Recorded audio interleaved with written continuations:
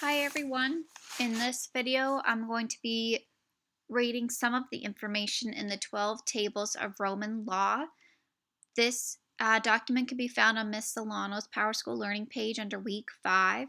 There is a question on your quiz this Friday about the 12 tables of Roman law, and there's a note on Miss Solano's Power School Learning page that you should focus on table 11, which I do have highlighted in this document.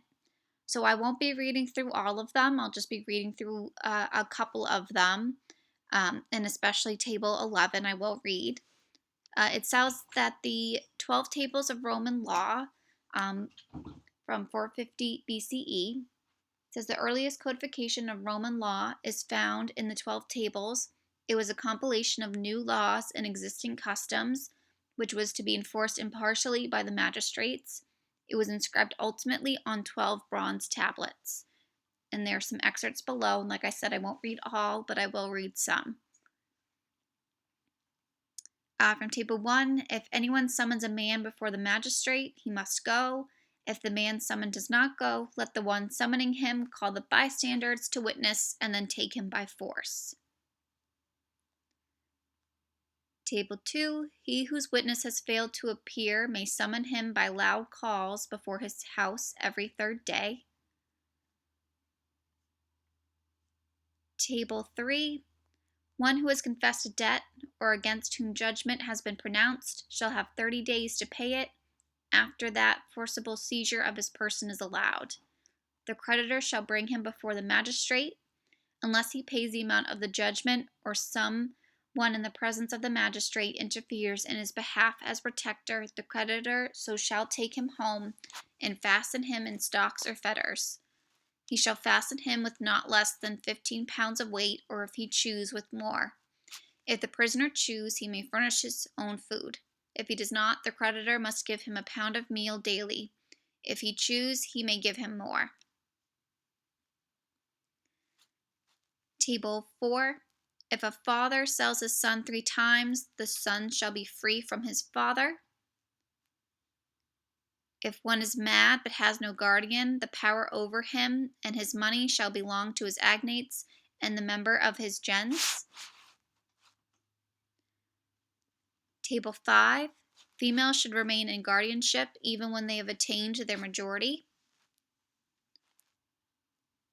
Table 6. When one makes a bond and a conveyance of property, as he has made formal declaration, so let it be binding.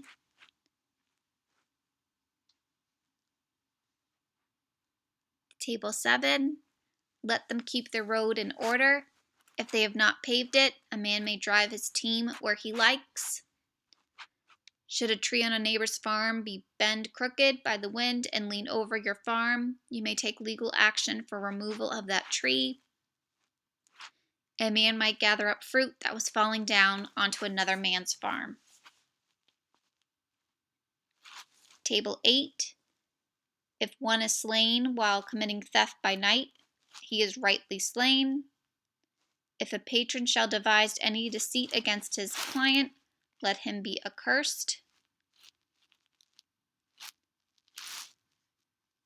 If the theft has been done by night, if the owner kills the thief shall be held to be lawfully killed. A person who had been found guilty of giving false witness shall be hurled down from the Tarpeian rock.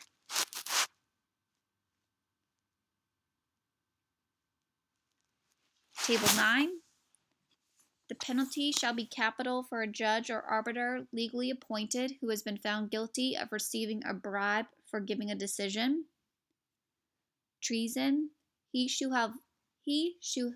who shall have roused up a public enemy or handed over a citizen to a public enemy must suffer capital punishment. Putting to death of any man, whosoever he might be unconvicted, is forbidden. Table 10.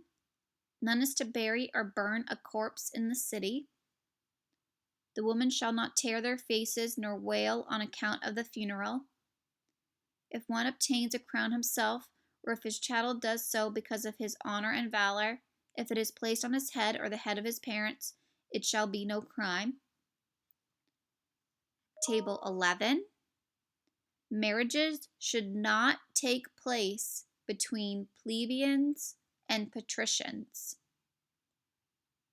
Table 12, if a slave shall have committed theft or done damage with his master's knowledge, the action for damages is in the slave's name. Whatever the people had last ordained should be held as binding by law. So again, you want to focus on Table 11 for your quiz on Friday. And I will be making Quizlets, so please hold out and stay tuned for that.